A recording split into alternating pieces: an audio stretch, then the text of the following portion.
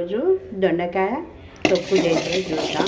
దానికోసం కొన్ని ధనియాలు వేసుకోవాలి, కొద్దిగా జీలకర్ర కూడా వేసుకోవాలి.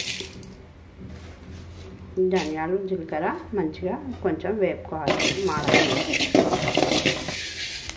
ఇది పక్క ప్లేట్లో వేసుకోవాలి. నూనె వేసుకొని పచ్చికాయలు దొండకాయ ముక్కలు ఒకటేసారి వేసుకొని వేపుకోవాలి. దీనికోసం ఇట్లా కొంచెం చింతపండు కూడా నానబెట్టి పెట్టుకోవాలి.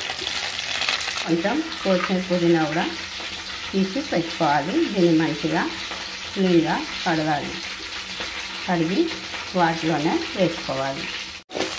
ఇట్లా దొండకాయలు మిక్సీలో రెండు ఒకసారి వేగిపోతాయి.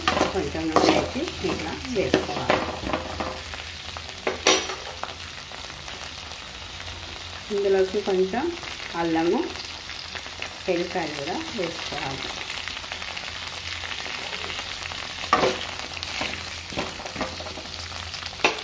కొంచెం పచ్చివాసన పోయేదాకా దొండకాయలు వేసుకోవాలి నూనెలో. 2-3 డేస్ బాగుంటుంది పచ్చడి.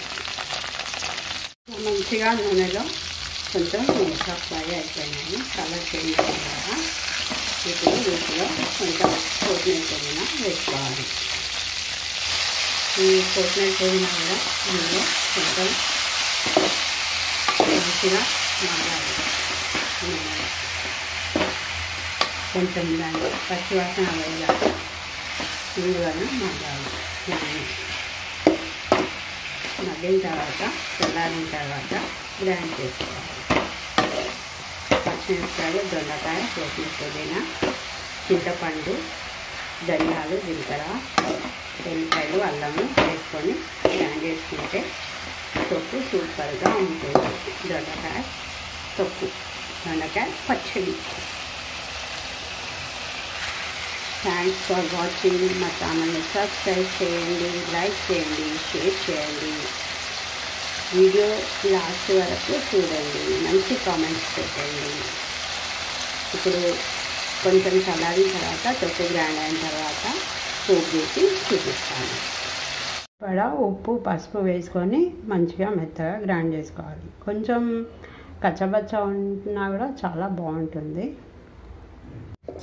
ఆవాలు వేసుకోవాలి. ఆ తర్వాత జీలకర్ర వేసుకోవాలి. ఎండుమిరపకాయలు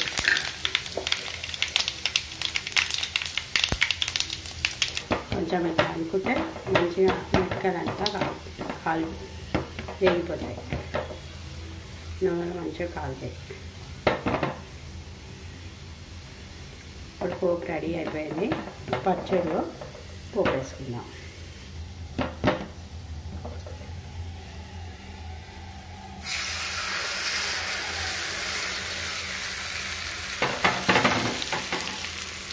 చూసినారు కదా, దొండకాయ పచ్చడి రెడీ అయిపోయింది. మీరు కూడా ఒకసారి ట్రై చేయండి. దొండకాయ వాచింగ్ మళ్ళీ ఒకసారి వేడివేడి అన్నంలో, పప్పంచుకు కానీ రొట్టెలలో కానీ చాలా బాగుంటుంది. ట్రై చేయండి.